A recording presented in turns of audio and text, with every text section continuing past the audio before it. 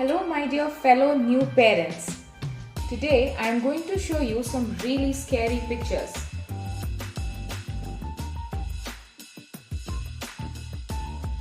Worst nightmare, right? इस picture से या इस सिचुएशन से हर न्यू पेरेंट डरते हैं और इस कंडीशन को कोई भी पेरेंट फेस कर सकता है जिनके बच्चे स्पेशली 2 साल से 6 साल की एज के बीच के हैं। इस सिचुएशन को अर्ली चाइल्डहुड केरीज बोला जाता है। अब इस सिचुएशन से रिलेटेड कुछ मिसकॉन्सेप्शंस, मिथ्स या जैसे गलत धारणाएं बोलते हैं, पहले तो मैं उसे क्लियर कर दूं। सबसे पहली बात, early childhood caries is not a sign of neglect.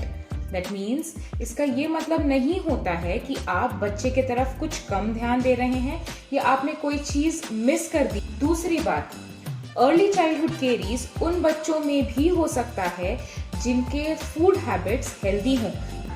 Early childhood caries कोई स्पेशल बच्चों को नहीं होता है। It is one of the most common dental diseases. ये जेनेटिकली इनहेरिटेड नहीं होता है। अर्ली चाइल्डहुड केरीज शुरू होती है एक मैट वाइट फिनिश टाइप के पैच से। It then progresses into a browner version, then into a more darker version. It then cavitates, यानी कि कैविटी फॉर्म होती है, और कैविटी फॉर्मेशन के टाइम पे भी अगर इसके अगेंस्ट कोई एक्शन नहीं लिया गया देन इट बिकम्स डीपर। ये गहरी होती जाती है और बच्चे को तकलीफ शुरू हो जाती है, यानी कि पेन शुरू हो जाता है। पर एग्जैक्टली ये अर्ली चाइल्डहुड केरीज होती कैसे हैं और क्यों होती हैं? First reason is night feeding और बॉटल फीडिंग।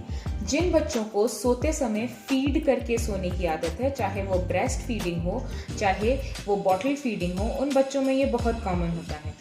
दूध की एक इनबिल्ट शक्कर होती है। Any sort of milk has an inbuilt sugar in it, जो कि दांत पे अगर लंबे समय तक जमा रहता है तो वहाँ पे वो डीके कॉज करता है।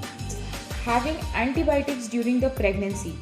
इफ अ प्रेग्नेंट लेडी, अगर किसी प्रेग्नेंट लेडी को किसी भी इन्फेक्शंस के कारण, मान लीजिए किसी जनरल फ्लू के कारण या किसी स्टमक इन्फेक्शन के कारण ड्यूरिंग प्रेगनेंसी बहुत रिपीटेड डोजेस ऑफ एंटीबायोटिक्स लेने पड़ते हैं, तो उससे बच्चे के टीथ पर इफेक्ट होता है। Surprised, right?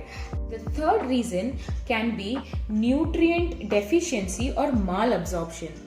या तो आपके बच्चे को किसी मिनरल की कमी है या कोई पर्टिकुलर मिनरल के बॉडी में अब्जॉर्प्शन की प्रोसेस में कुछ हिंड्रेंस हो रहा है या कुछ गड़बड़ी चल रही है। और चौथा रीजन है कैंडिडा ओवरग्रोथ। कैंडिडा एक ऐसा फंगस होता है जो जनरली हमारी बॉडी में प्रेजेंट होता है, हेल्दी बॉडी में भी, लेकिन उसकी ग्रोथ को हेल्दी बैक्टीरिया सप्रेस करके रखते हैं।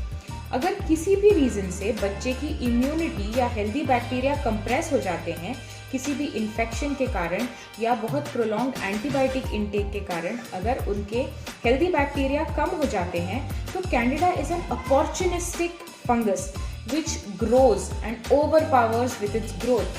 और कैंडिडा ओवरग्रोथ के कारण भी टीथ की हेल्थ कॉम्प्रोमाइज होती है और डीमिनरलाइजेशन चालू हो जाता है due to a prolonged candida overgrowth. अब अर्ली चाइल्डहुड केरीज के ट्रीटमेंट ऑप्शंस क्या हैं?